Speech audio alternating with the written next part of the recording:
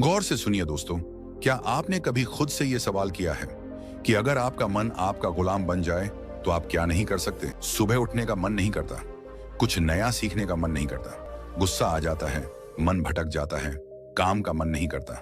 कभी सोचा है कि ऐसा क्यों होता है? इस वीडियो में हम उसी गहराई तक उतरेंगे जहां से ये सारा खेल शुरू होता है, क्योंकि जिसने अपने मन को साध लिया उसने सारा संसार जीत लिया। गौतम बुद्ध ने कहा था, मन ही सब कुछ है, तुम जो सोचते हो वही बन जाते हो। और यही है मन की सबसे बड़ी चाल, और आपको गुलाम बना देता है। आपके साथ भी होता है ना? आप कुछ करने बैठते हैं और अचानक मन कोई पुरानी बात याद दिला देता है। कुछ करते ही नहीं, आपका शरीर वहीं बैठा होता है, पर मन कहाँ होता है कोई नहीं जानता। अगर आप हर रोज खुद से कहते हो, मैं कुछ नहीं कर सकता, मेरा मन नहीं लगता, मेरी किस्मत खराब है, तो मन वही दोहराएगा, वही परोसता रहेगा। इसका व्यवहार समझो, इसकी चालाकी पकड़ो और इसे खुद के अधीन करो। यानी हम जो सोचते हैं, जो महसूस करते हैं, उसका बड़ा हिस्सा हमें पता भी नहीं चलता।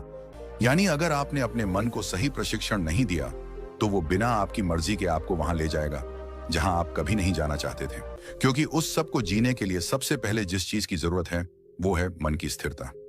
हर बार जब आप नकारात्मक सोचते हो, आपका दिमाग उसी सोच की आदत डाल लेता है और यही आपकी आइडेंटिटी बन जाती है।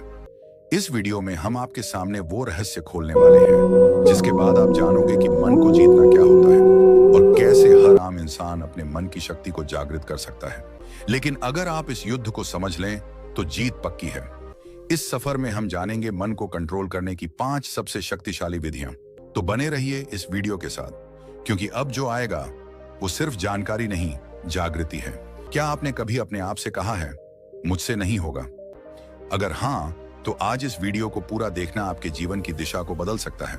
क्योंकि जिस व्यक्ति से आप सबसे ज्यादा बातें करते हैं वो कोई और नहीं, आप खुद हैं। हमारा मन जो सोचता है वही हम बनते हैं। ये बात सिर्फ कोई मोटिवेशनल डायलॉग नहीं है। मन को कंट्रोल करने की पहली शक्तिशाली विधि है सकारात्मक आत्मवार्ता। जब हम रोज खुद को नकारात्मक बातें कहते हैं, जैसे मैं कमजोर हूं, मेरे साथ ही ऐसा क्यों होता है, मनोविज्ञान कहता है कि हमारा अवचेतन मन हर उस बात को रिकॉर्ड करता है जो हम खुद से बार बार कहते हैं।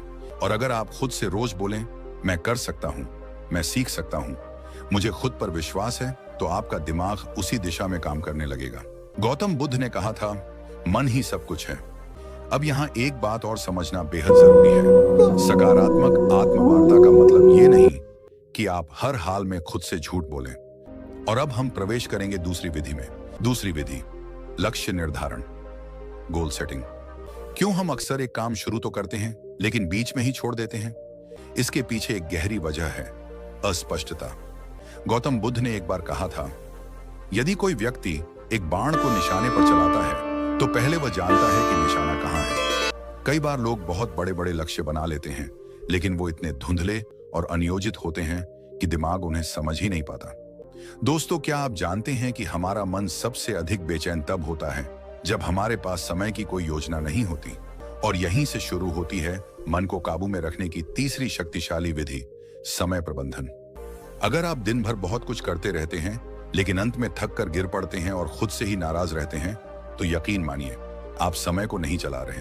हमारा मस्तिष्क तब सबसे अच्छा काम करता है जब वह जानता है कि अगला कदम क्या है। जब आप हर काम के लिए एक उचित समय निर्धारित कर देते हैं, जब आप जानते हैं कि किस काम को कब करना है, तो आपका मन खुद ब खुद शांत रहता है। अगर आपने इसे साध लिया तो आप केवल अपने दिन को नहीं, अपने जीवन को, अपने भाग्य को और अपने मन को भी साध लेंगे। अब बात करें ब्रह्म ज्ञान की, तो हमारे प्राचीन ग्रंथों में भी समय को सबसे बड़ा गुरु माना गया है।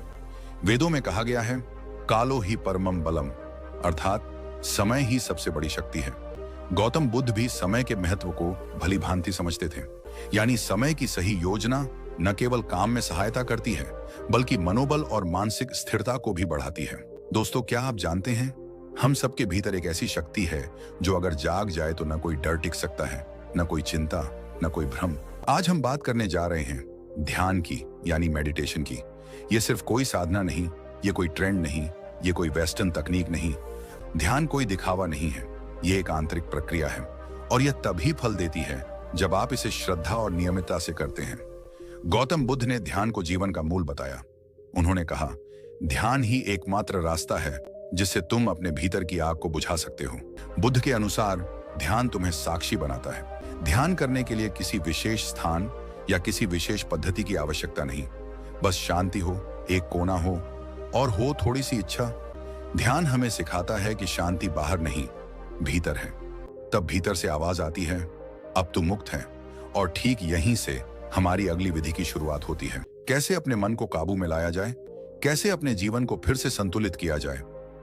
आज हम बात कर रहे हैं उसी खोज के अंतिम पड़ाव की। यह विधि है शारीरिक व्यायाम, यानी रेगुलर फिजिकल एक्सरसाइज।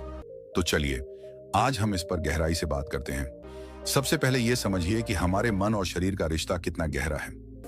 आधुनिक विज्ञान कहता है कि जब हम व्यायाम करते हैं, चाहे वो तेज चलना हो, योग हो, दौड़ना हो, जिसे फील गुड हार्मोन्स कहा जाता है, यह वही रसायन है जो हमें सुकून देता है। जो लोग रोजाना व्यायाम करते हैं वे मानसिक रूप से ज्यादा स्थिर, शांत और सकारात्मक बने रहते हैं। जब शरीर स्वस्थ होगा तभी मन भी अनुशासित होगा और जीवन का लक्ष्य प्राप्त कर पाना संभव होगा। जीवन में मध्य मार्ग अपनाओ, यह बुद्ध का सबसे बड़ा संदेश था। संतुलन ही असली साधना है।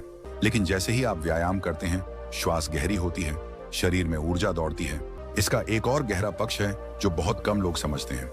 जब आप व्यायाम करते हैं तो आप अपने शरीर से जुड़ते हैं। आज से ही छोटी शुरुआत करें, ध्यान करें, अपनी सांसों पर ध्यान दें, अपने विचारों को देखें। अगर आपको इससे कुछ सीखने को मिला हो, अगर इन बातों ने आपके मन को छुआ हो, तो कृपया इस वीडियो को लाइक करें।